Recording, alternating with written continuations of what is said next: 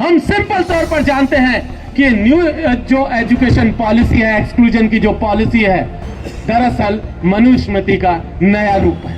अन्यथा अब वापस उनको कानों में शीशा डालने की जरूरत नहीं है।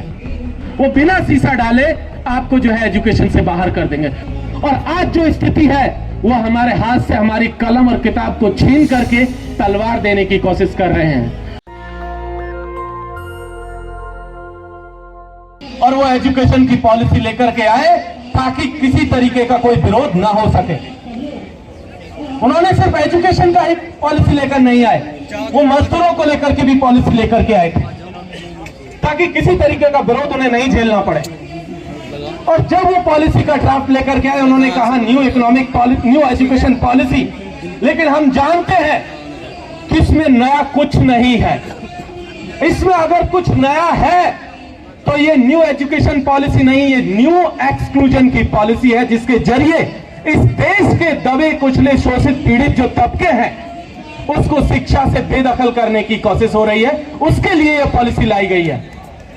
हम जानते हैं जब वो ये कहते हैं कि इस देश की एजुकेशन का 40% हिस्सा ऑनलाइन पढ़ाया जाएगा, तब समझिए कि इसी देश के राजस्थान में प्रतापगढ़ में पिछले हफ्ते हमने देखा कि अपने आदिवासी बच्चे 10 किलोमीटर पैदल चल करके अपने स्कूल पढ़ने के लिए जा रहे थे। क्या ये एजुकेशन पॉलिसी प्रतापगढ़ के उन आदिवासी बच्चों को स्कूल तक लेकर के जाएगी? हम जानते हैं कि उन्हें ये उनसे उनका विश्वविद्यालय, उनका स्कूल, उनका कॉलेज बहुत दूर लेकर के जाएगी। उनके पास ये एजुकेशन नहीं देने जा रही है। हम जानते हैं कि जब छत्तीसगढ़ में हस्तक्षेप के जंगलों को बचाने के लिए आदिवासी लड़ रहे हैं, जब वो अपनी जान बचाने के लिए लड़ रहे हैं, तो ये जानते हैं कि एजुकेशन पॉलिसी उनके बच्चों को शिक्षा देने नहीं जा रही है। हम ये भी जानते हैं कि पिछले महीने जब बजट सत्र चल रहा था, गुजरात विधानसभा में एक एक्ट पास हुआ। उसमें कहा गया कि गुजरात के भीतर एक स्टेट लेवल की यूनिवर्सिटी अडानी के द्वारा स्थापित की जाएगी।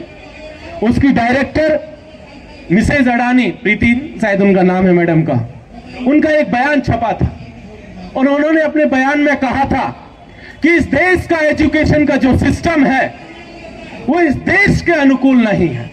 प्रीति अडानी जी बता रही हैं कि इसका एजुकेशन सिस्टम इस देश की जरूरतों के मुताबिक नहीं है, इसलिए हम लोग यहां पर यूनिवर्सिटी खोलने जा रहे हैं। उसका मकसद होगा कि यहां पर जो है टैलेंट तैयार कर सके, हम लोग एक बहुत बेहतरीन ब्रेन तैयार कर सके।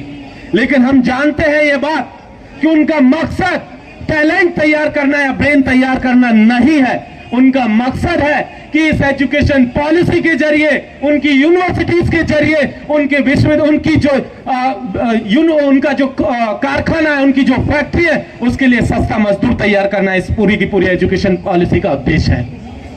यह एजुकेशन पॉलिसी जब कह रहा है कि आपको ऑटोनॉमी दी जाएगी, हम बड़े लंबे वक्त से कह रहे थे कि भाई एजुकेशन में ऑटोनॉमी की बहुत जरूरत है, लेकिन हम लोग कह रहे थे एकेडमिक ऑटोनॉमी की। उन्होंने इसका फायदा उठाया, आपको फाइनेंशियल ऑटोनॉमी दे दी। और इस फाइनेंशियल ऑटोनॉमी का रिजल्ट हमने 2 दिन पहले हरियाणा में देखा, जब 153 करोड़ का लोन हरियाणा की यूनिवर्सिटीज को दिया गया कि आप लोन लीजिए और पढ़ाइए अपने बच्चों को। हम जानते हैं कि जो यूनिवर्सिटी लोन लेगी, जेएनयू ने लोन लिया था, दिल्ली विश्वविद्यालय को लोन दिया जा रहा है, तमाम यूनिवर्सिटीज और स्कूलों और कॉलेजेस को लोन के जरिए या प्राइवेट प्लेयर्स को उसमें एंट्री दी जा रही है। उनका मकसद यह है कि किस तरीके से वो इस एजुकेशन सिस्टम को अपने मुनाफे की दुकान में तब्दील कर सके।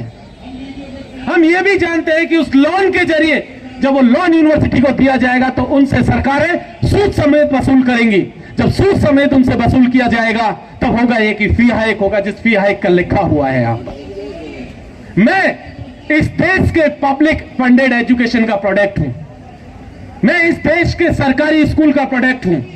सरकारी पब्लिक फंडेड यूनिवर्सिटी से, पब्लिक फंडेड कॉलेजेस से पढ़ा था। 2000 और 1000 फीस हुआ करती थी। आज की तारीख में दिल्ली यूनिवर्सिटी और दिल्ली के आसपास की तमाम यूनिवर्सिटीज को देखिए, प्राइवेट यूनिवर्सिटीज को, जहां 3 लाख रुपए पर एनम पर ईयर जो है फीस वसूली जा रही है सामान्य तौर पर ग्रेजुएशन करने के लिए। मैं जानता हूं कि मेरे जैसे बहुत सारे लोग इस देश की 75% से ज्यादा आबादी है जो गरीबी रेखा के नीचे जीवन जी रही है।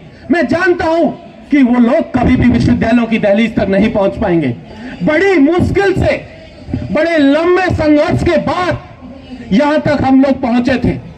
हमें उम्मीद थी कि इस देश के दलित, आदिवासी, पिछड़े तबके के लोग, महिलाएं इन विश्वविद्यालयों में पहुंच करके इस देश की बेहतरी के लिए कुछ कर सकेंगी, इस देश के निर्माण में अपना योगदान दे सकेंगी। लेकिन ये न्यू एजुकेशन पॉलिसी उनसे वापस उनका हक छीनने जा रही है। हम सिंपल तौर पर जानते हैं कि न्यू जो एजुकेशन पॉलिसी है, एक्सक्लूजन की जो पॉलिसी है, दरअसल मनुस्मृति का नया रूप है, उसी का नया दस्तावेज है जिसे 21वीं सदी में वापस लाया गया है और इसीलिए इसका विरोध करना जरूरी है। अन्यथा अब वापस उनको कानों में शीशा डालने की जरूरत नहीं है। वो बिना शीशा डाले आपको जो है एजुकेशन से बाहर कर देंगे और इसीलिए इस एजुकेशन को बनाए रखना और बचाए रखना पब्लिक फंडेड को हमारे लिए बहुत जरूरी है।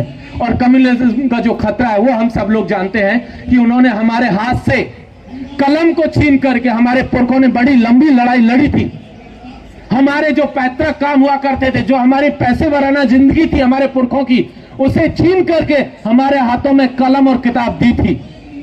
और आज जो स्थिति है वो हमारे हाथ से हमारी कलम और किताब को छीन करके तलवार देने की कोशिश कर रहे हैं। हमें वापस अपने स्कूल और अपने कॉलेजेस की तरफ जाना होगा और तभी जाकर के हम इस एजुकेशन को बचा सकते हैं। नेशनल दस्तक की आपसे गुजारिश है कि अगर इसको बचाना चाहते हैं तो नेशनल दस्तक को सब्सक्राइब करने के लिए रेड कलर के सब्सक्राइब बटन को दबाएं, फिर बेल आइकन की घंटी दबाएं। नेशनल दस्तक को बचाने के लिए बहुत जरूरी है कि हर खबर को शेयर करें, लाइक करें, कमेंट जरूर करें।